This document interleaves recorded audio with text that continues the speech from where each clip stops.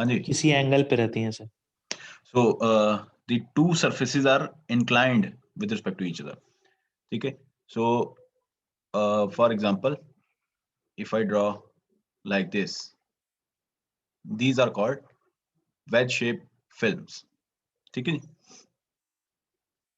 Clear है बच्चे? ये वेज शेप फिल्म बनाओगे कैसे? और ये वेज शेप थिन फिल्म में थीटा इज वेरी स्मॉल। ये आपको डायग्राम में बहुत ज्यादा दिख रहा है theta, but theta is very small. So in order to show the difference between these two lines, I have made larger theta. So how a wedge shaped film can be made? Theta is very small. So इस तरह की film कैसे बनेगी? An extremely small angle wedge air film. So and here it is air filled. So air film can be made by placing a small piece of paper. So आपके पास अगर दो glass slab है, एक corner पे उसको touch कर दो और दूसरे कॉर्नर पे स्मॉल पीस ऑफ पेपर अगर आप प्लेस कर दो तो वो थोड़ा सा इंक्लाइन हो जाएगा। So a small piece of paper between two thin glass plates at one end. So ये क्या होगा? एक कॉर्नर से वो due to paper inserted between the two surfaces थोड़ा सा ऊपर हो जाएगा, थोड़ा सा वाइडर हो जाएगा, और दूसरे कॉर्नर पे जहां कोई पेपर नहीं है, they are touching each other, वहां पे इंटरसेक्टिंग पोजीशन हो जाएगी, ये पोजीशन ओ। ठीक है, so that is how a thin film, veg shape thin film can be made. Now on illuminating this type of film with a monochromatic light, straight bright and dark fringes will be formed parallel to the intersecting line. So मैं इसको 3D में बनाने की कोशिश करता हूँ। If this is the film, upper surface, ठीक है जी, and this is the lower surface, for example. So if I divide upper surface into parallel lines like this, so if you are illuminating this wedge-shaped film with monochromatic light, bright and dark fringes will be formed parallel to line of intersection. So जहां पे भी fall कर रही है उसके according उसकी pattern बनेंगे. So we have to see what type of pattern it is. The ray generated because of reflection. अब इसमें हमने सिर्फ reflected part ही करना है. Rays generated because of reflection from lower surface. अच्छा, अब इसमें interference किस किस wave के बीच में होगी? So आपके पास दो surfaces है मुझे इसमें. एक तो ये एयर फील्ड है, फर्स्ट वाली जो स्लैब है इसका बॉटम वाला ये पॉइंट, और ये जो सेकंड वाली स्लैब है थिन फिल्म इसका अपर पार्ट ये पॉइंट। सो अगर लाइट यहां से रिफ्लेक्ट हो रही है और एक यहां से R1 and R2, so upper lower part of upper thin film and upper part of lower thin film, this material which is filled with the air, यहां से जो रेज ओरिजिनेट होंगी उनके बीच में जो पैटर्न आएगा वो हमने इसमें स्टडी करना है। ठीक है जी, so the fringes are loci of equal thickness. अब यहाँ पे आपने देखा यहाँ थिकनेस कुछ और है, यहाँ कुछ और है, so it keeps on increasing as you are moving away from the point of intersection. ठीक है, so fringes formed are loci of equal thickness. Sir हाँ जी, सर इसका क्या मतलब है? Fringes formed are loci of equal, क्योंकि एक पर्टिकुलर थिकनेस, जैसे ही आपने थिकनेस चेंज की, फॉर एग्जांपल यहां से इस पॉइंट से इस पॉइंट पे चले गए तो आपकी थिकनेस चेंज हो गई। तो थिकनेस के चेंज होने से ही आपका जो फ्रिंजेस जो पैटर्न बन रहा है वो चेंज हो रहा है। ठीक है, लोकस समझते हो? लोकस क्या होता है? मैथमेटिक्स में पढ़ा होगा आपने। Point of point of points, सारे बहुत सारे पॉइंट्स। हाँ, सो उसी को कॉन्सेप्ट को यूज किया। ठीक है, अच्छा इसमें आपको इसका ब्राइट या डार्क इसका डेरिवेशन नहीं है, आपको सिर्फ फ्रिंज विड्थ फाइंड करनी है। Fringe width you have to find in wedge shape film, this is in your syllabus. अच्छा, फ्रिंज होती क्या है? विड्थ तो बाद में कैलकुलेट करेंगे, first we define what is fringe. The pattern formed on the screen due to So, interference. Suppose ये आपकी डार्क लाइट है, ये बीच में ब्राइट आ गई, ये फिर से डार्क आ गई। ठीक है, so the distance between two consecutive dark या two consecutive bright, that is called fringe width. ठीक है, अगर ये n है, nth ऑर्डर का डार्क है, और ये n प्लस वन N+1. है ना, सो इन दोनों के बीच में जो डिस्टेंस है कॉरस्पॉन्डिंग xn और ये xn plus one, so beta क्या होगा, xn plus one minus xn। सो आप xn minus plus one minus xn करके क्या निकाल रहे हो, विड्थ ऑफ ब्राइट फ्रिंज। ठीक है, so that is called fringe. ठीक है जी, तो अब इसकी ज्योमेट्री में चलते हैं। हमने कंडीशन क्या लिखी थी बजे रिफ्लेक्शन के केस में, ब्राइट एंड डार्क की। So for bright we have 2 mu t cos r is equal to 2n plus 1 lambda by 2। ये रिफ्लेक्टेड वाली कंडीशंस है। And for the case of dark we have 2 mu t cos r is equal to n lambda। Clear है जी? अब ये तो हमने derive की थी पैरेलल थिन फिल्म के लिए।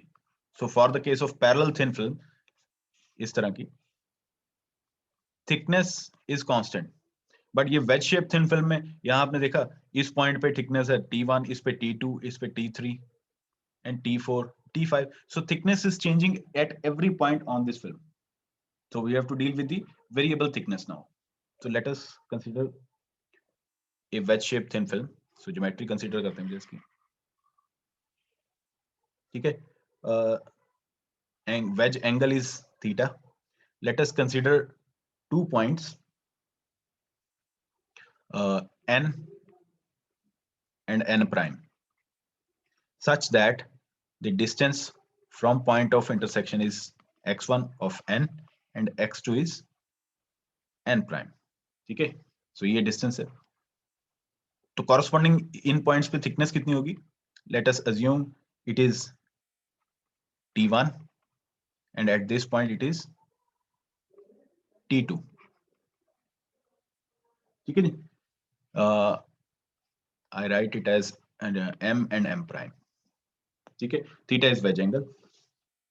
so what is the value of T1 by x1 in triangle So similar to MON? MON, tan theta, it is tangent theta। T1. T1 perpendicular है, ये एंगल 90 है। ठीक है, by base, so T1 by x1 is tangent theta। but if theta is very small, तब क्या होगा, tangent Theta theta ही हो जाएगा। approximately इक्वल टू थीटा हो जाएगा। equal to theta। so I can easily write it as theta। so T1 क्या हो गया अब, x1 theta। similarly in triangle M prime O N prime, T2 by x2 क्या हो गया, T2 by x2, it is again tangent theta, which can be written as theta। so implies T2 is equal to x2 into theta। ठीक है जी, so for dark fringes, अब thickness हमने निकाल ली दो different point पे। फॉर अब dark का case लेते हैं, डार्क का ले लो या ब्राइट का ले लो, एक ही चीज है, क्योंकि डार्क में हम हमारे पास सिंपली n लैम्डा आ रहा है, तो इसलिए हम उसको यूज कर रहे हैं। For dark fringes eight normal incidence, normal incidence इसलिए ले रहे हैं क्योंकि cos r 1 हो जाएगा। So we have 2 mu t is equal to n lambda. अब ये तो पैरेलल के लिए था, दो डिफरेंट पॉइंट पे n और n प्राइम पे ये कंडीशंस क्या हो जाएंगी, 2 mu t1 की वैल्यू क्या है, x1 into theta n lambda. ठीक है, ये n is number of n क्या डिनोट करता है बच्चे, किस ऑर्डर का आपके पास मिनिमा या मैक्सिमा है। ठीक है, n पॉइंट पे nth ऑर्डर है, सो n प्राइम पे कितना हो जाएगा, n से n प्राइम तक गया, डिस्टेंस चेंज हुआ x2 माइनस x1। सो n से n प्राइम जाने में कितने आपके डार्क या ब्राइट फ्रिंजेस आ गए हैं इसमें, एनी आइडिया? तो हम उसको डिनोट कर लेते हैं n plus m. If we do not have any idea, so हम बोल देते हैं कि in moving from distance x1 to x2 or point n to n prime, we have changed the order from n to n plus m. ठीक है, सो यहाँ क्या हो जाएगा, सेकेंड पॉइंट के लिए ये n के लिए था कंडीशन, ये n प्राइम के लिए होगा 2 mu x2 theta is equal to n की जगह अब क्या आएगा, we have n plus m lambda. ठीक है जी, क्लियर है बच्चे? So we have two equations now. Can you find fringe width from these two equations? Fringe width क्या थी, beta is equal to x2 minus x1 for m is equal to 1. अगर एक ही ring, fringe width तभी होगी ना, दो consecutive dark या bright के बीच का difference. So m which is the order change from n to n prime.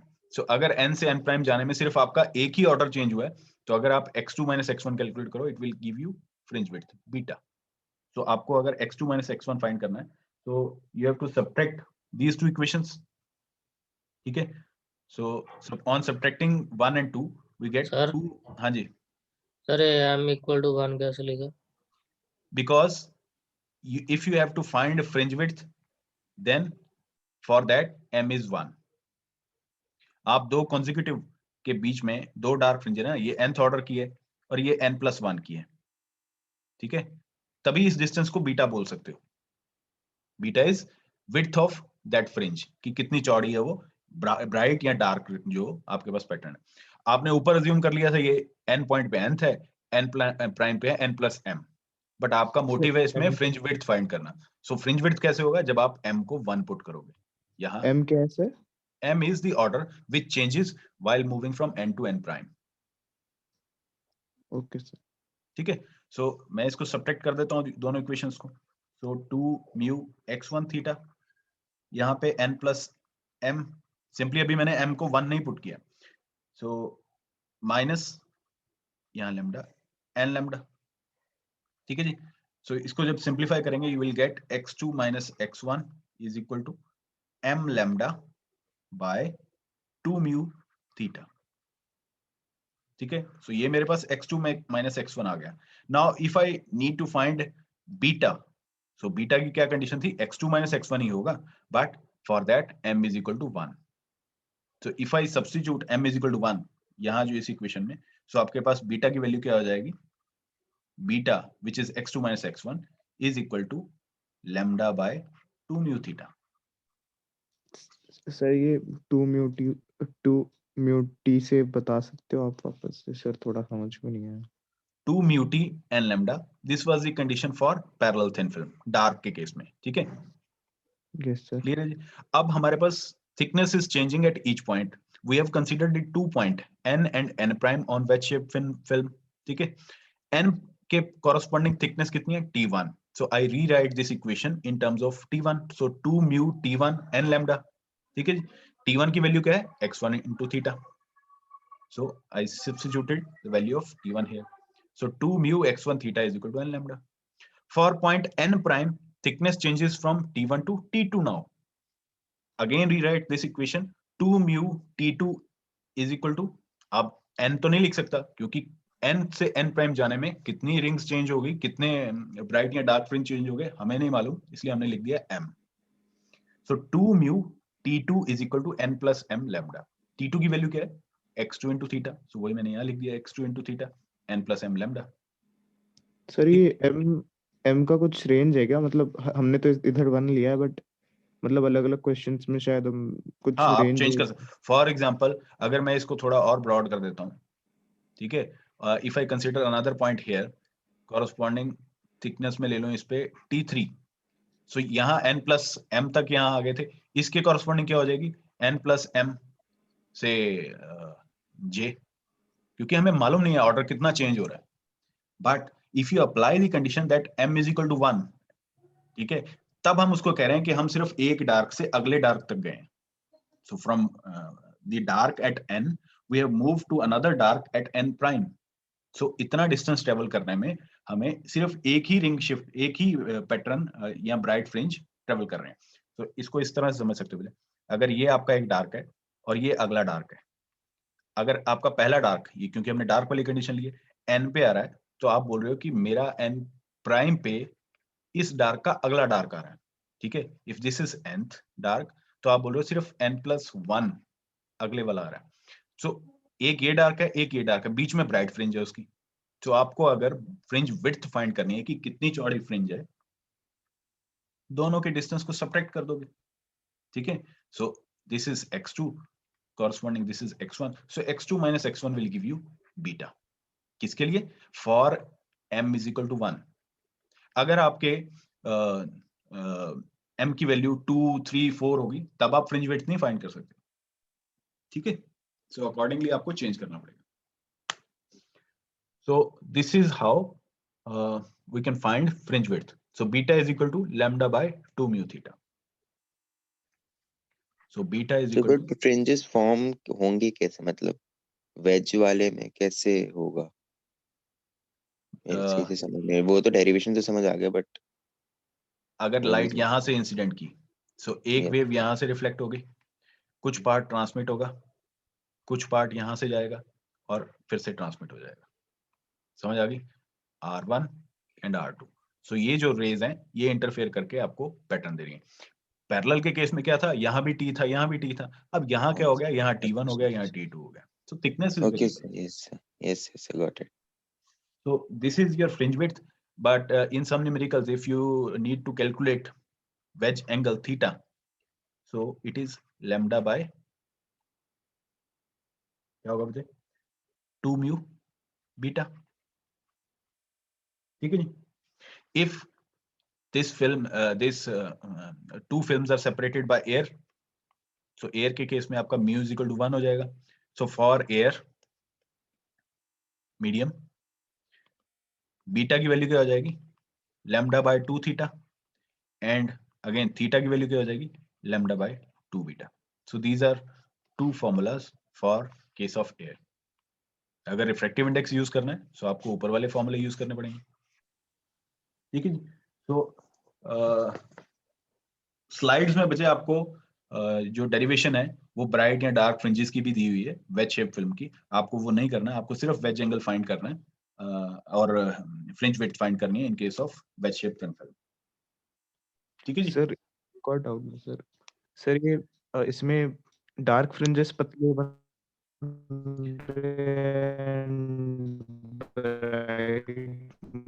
बजे वो मैंने ऐसा क्यों है सर? पतली मोटी नहीं है. आप ये देखो, ये लो.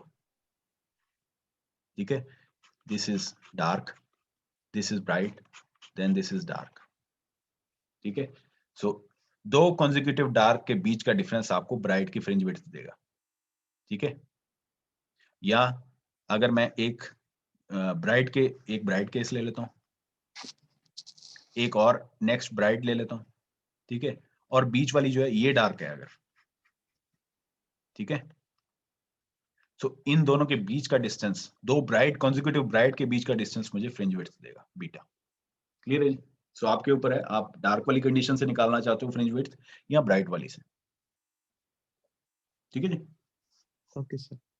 तो एप्लीकेशंस ऑफ थिन फिल्म, इसमें क्या क्या है बच्चे? कहीं आपने एप्लीकेशन देखी है इस तरह की फिल्म की which is inclined at a angle, two films are inclined at a certain angle? So first application is in Newton rings experiment. So wedge shaped thin film, they are used in Newton rings experiment, and this experiment is useful in finding the refractive index. So हम इसको find भी करेंगे of material, wavelength of light. ठीक है, and Young's modulus of the material y. ठीक है, and moreover they are also used, these wedge shape film are also used for testing the plainness of optical glass plate. ठीक है, for example अगर आपको कोई optical glass plate given है तो आपको चेक करना है कि ये प्लेन है या नहीं. सो आपको कोई ग्लास प्लेट गिवन होगी, ठीक है, wedge is formed of a given glass plate with the standard glass plate. So ये standard कोई आपके पास है standard glass plate, ठीक है, ये आपने ले ली। एक जो आपको जिसकी ऑप्टिकल आपने प्लेननेस चेक करनी है वो इसके ऊपर इंक्लाइन कर दी, ठीक है, इस वे में particular angle. So by observing the pattern they are forming, ठीक है, they are illuminated with monochromatic light and the fringes are examined. If the fringes are straight and parallel, क्योंकि thickness change होने straight आएगी line because they are corresponding to equal thickness, और parallel होंगी। so अगर ये straight है और parallel है, it means ये तो standard है, इसका तो हमें behavior मालूम है, ये जो optical glass plate आपने consider की है that is perfect, ठीक है, so plate under test is perfectly plane. so अगर इसमें straight या parallel नहीं आई, it means it is not perfectly plane. So this is how you can apply wedge shaped thin film for finding the plainness of a optical glass plate. ठीक है जी। Next topic is thick and thin film. Thick and thin film होती क्या है? Definitions है मुझे। What is meant by thick and thin film? So हमने अभी thin film का parallel thin film किया, wedge shaped thin film किया. So what is the category? How you can define that particular film is thin and the other one is thick?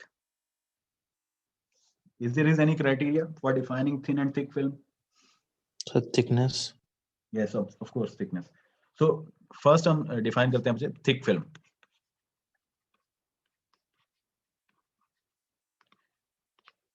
So a thick film can be defined as a film for which path difference, delta S, path difference between the two interfering waves, R1 और R2 जो waves थी उनके बीच में हमने delta S निकाला था path difference, वो path difference exceeds the coherence length.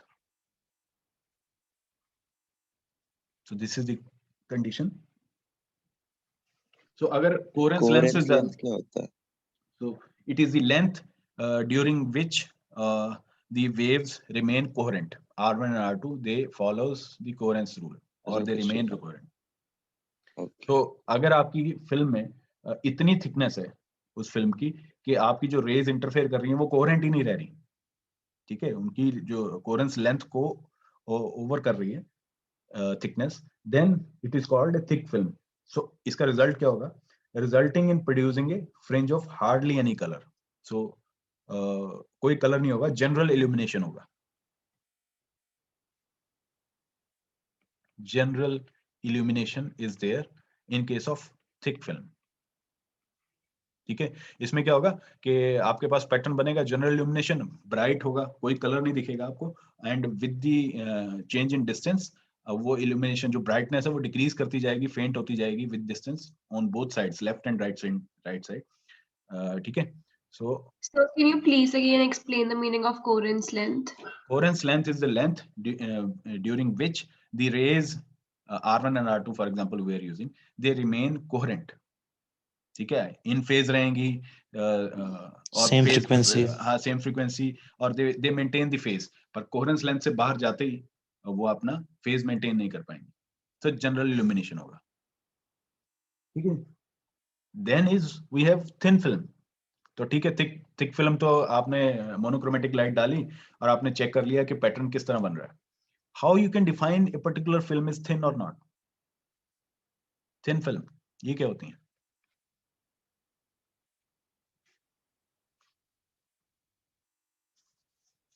ठीक है,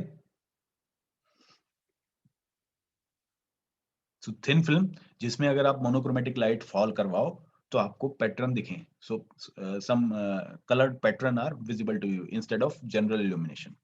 ठीक है, those are called thin films. And what about the thinnest film?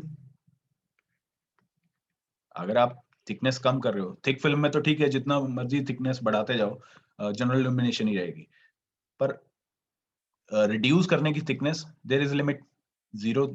ठीक है, सो टी बिकम्स 0, ये आपकी सबसे थिनेस्ट फिल्म होगी.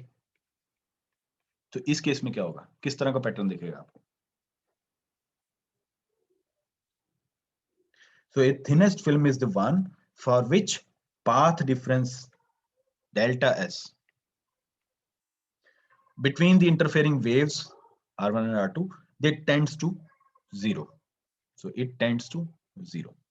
तो अगर पाथ डिफरेंस 0 होगा बजे तो रिफ्लेक्टेड लाइट में t इज इक्वल टू 0 के लिए आपको ब्राइट दिखेगा या डार्क दिखेगा?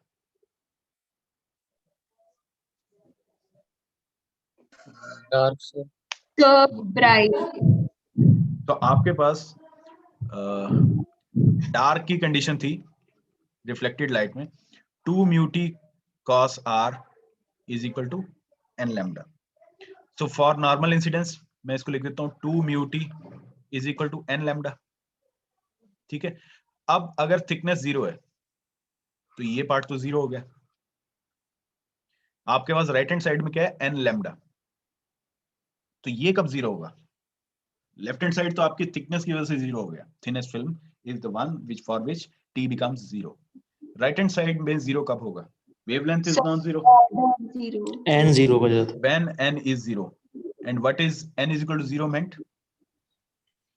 central Central point. So for thinnest film the central fringe is the dark one. Clear है जी? Bright नहीं दिखेगी अब आपको for t is equal to 0. The condition for dark is satisfied only for not for only for n is equal to 0. ठीक है, bright वाली condition थी 2 mu t, मैं डायरेक्टली नॉर्मल इंसिडेंस वाली लिख रहा हूँ 2n plus 1 lambda by 2. यहाँ पे t is equal to हाँ जी विजय. सर जैसा आपने थिक फिल्म में बोला था कि एक जनरल इल्यूमिनेशन दिखेगा और सर थिन में कलर से, बट हम तो मोनोक्रोमेटिक लाइट ही मार रहे हैं, तो सर कलर्ड और जनरल में को समझ नहीं आया. बच्चे मोनोक्रोमेटिक लाइट तो है बट थिक फिल्म में लाइट कोहेरेंट रह ही नहीं रही है. आप तो मोनोक्रोमेटिक मार रहे हो पर वो अपनी तरफ से कोहेरेंस उसका आउट ऑफ फेज हो गया.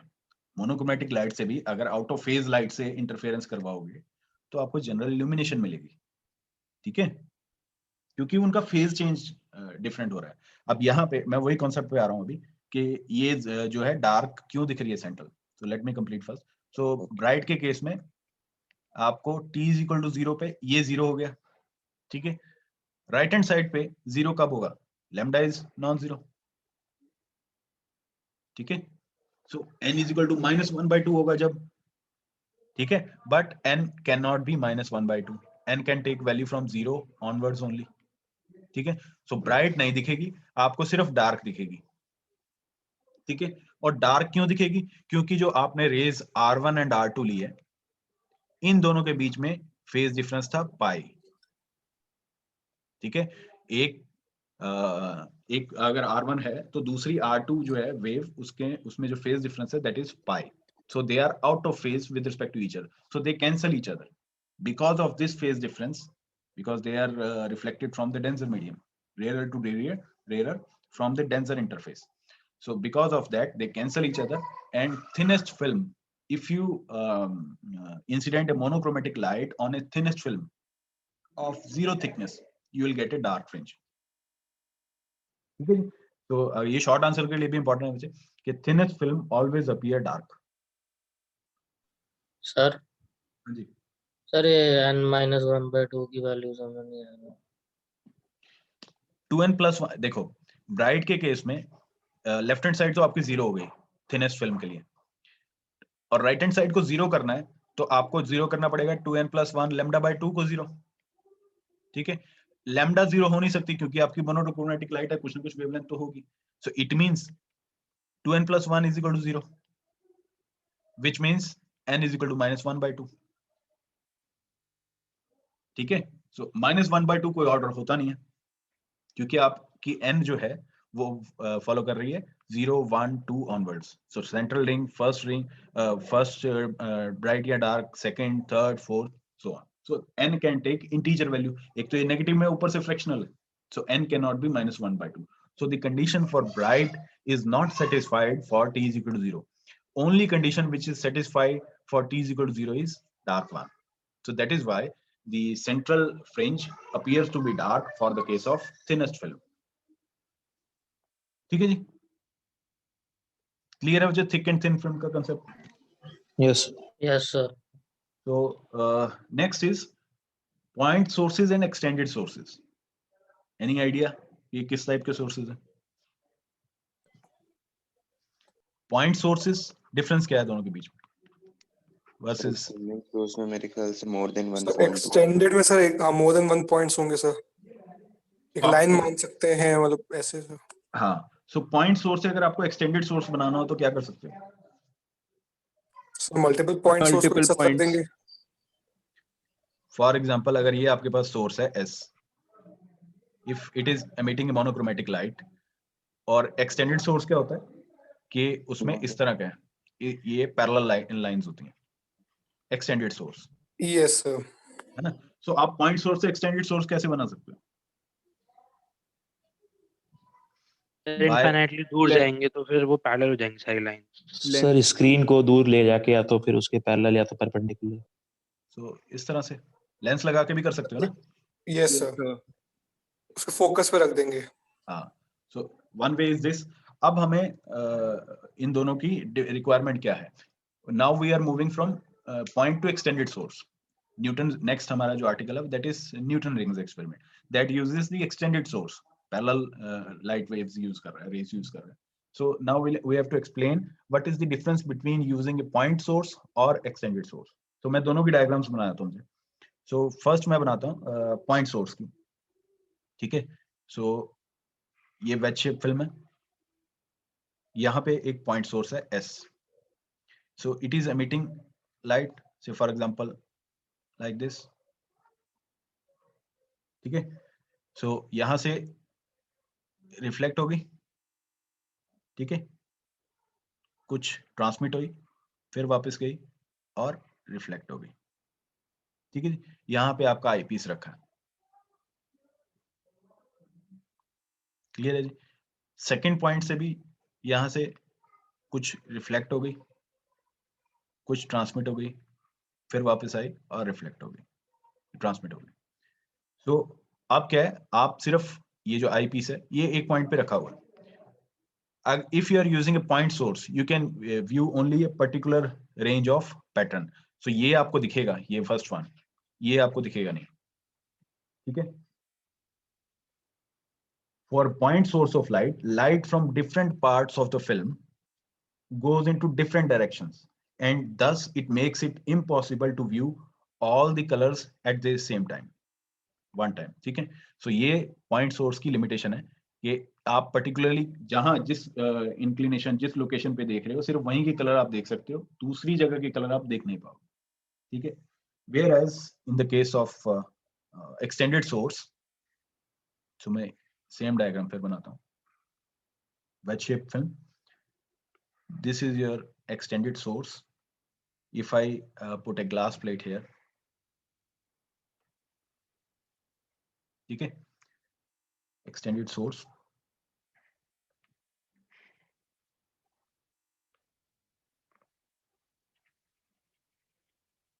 so this is a glass plate, ठीक है जी? So first point downwards, some part will be reflected,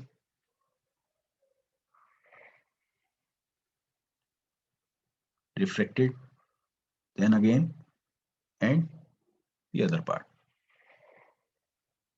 ठीक है जी?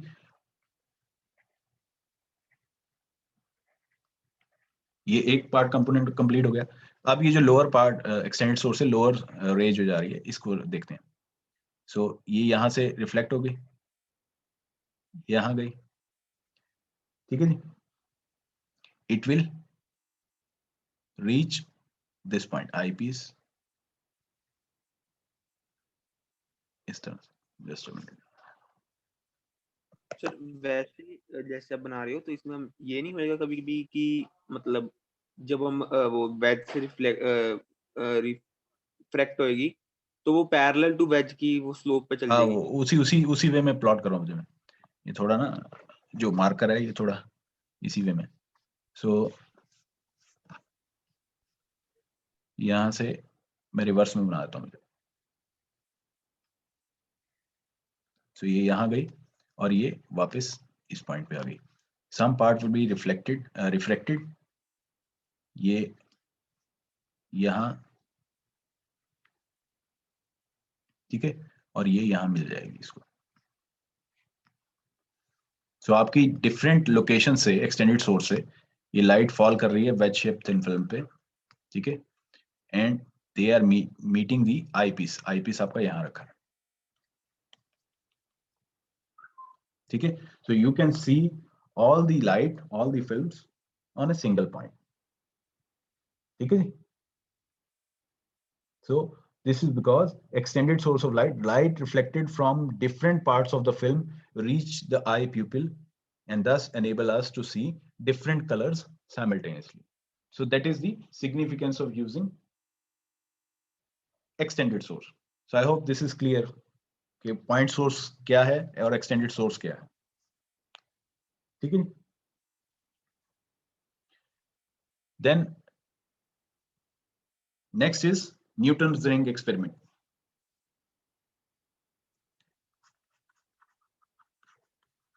बच्चे फास्ट तो नहीं जा रहे हम? No sir. No sir. So Newton ring experiment, मुझे ये आपने लैब में भी किया होगा एक्सपेरिमेंट। क्या करते हो मुझे इसमें, क्या होता है न्यूटन रिंग एक्सपेरिमेंट? तो इसका कंस्ट्रक्शन आपको मालूम होगा अगर आप लैब में एक्सपेरिमेंट वेक्टर्स बनाते हैं ना सर हम लाइट के,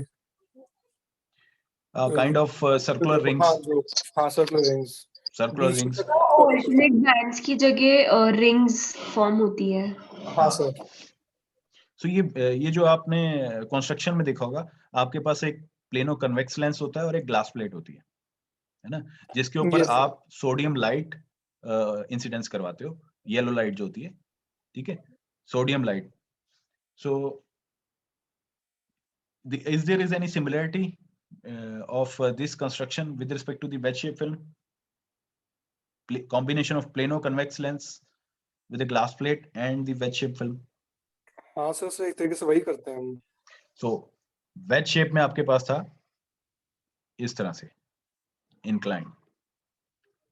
न्यूटन रिंग एक्सपेरिमेंट में आपके पास है plano convex lens with a glass plate touching at only single point. So ये है, क्या सिमिलरिटी है मुझे इसमें?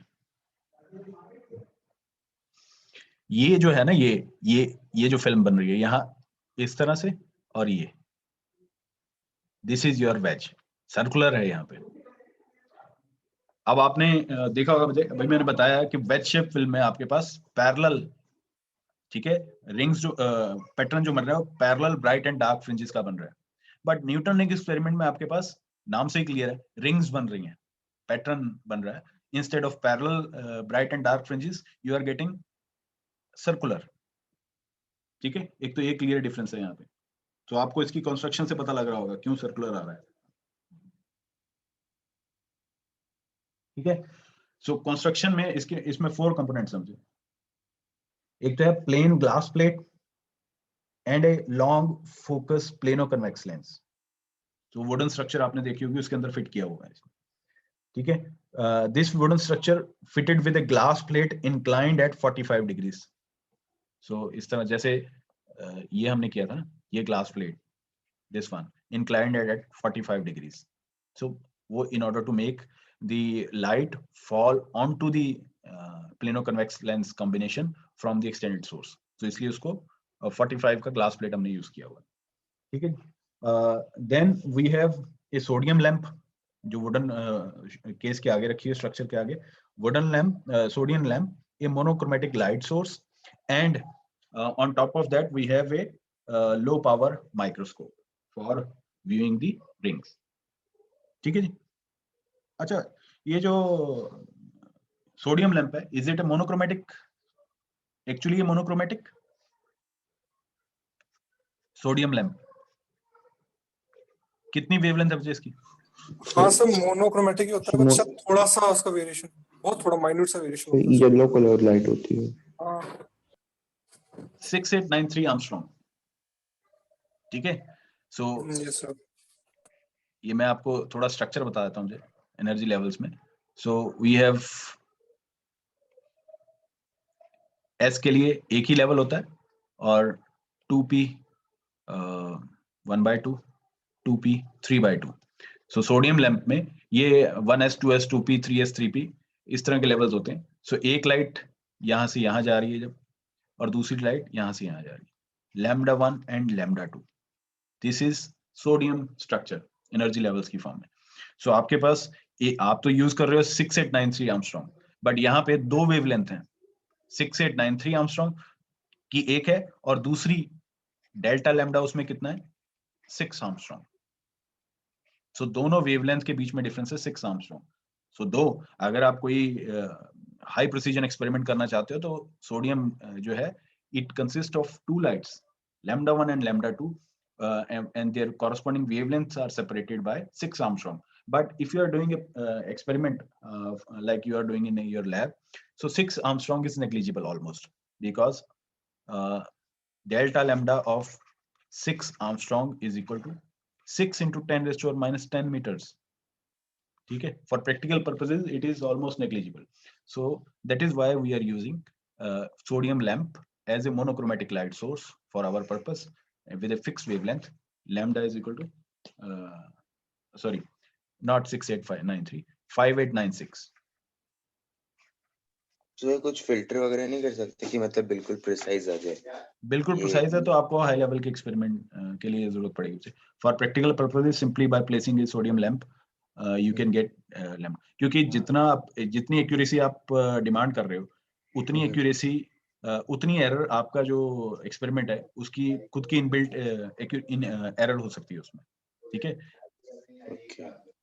जैसे मेजरमेंट में कुछ एरर होगी, कुछ आपका माइक्रोस्कोप है उसकी वजह से एरर होगी।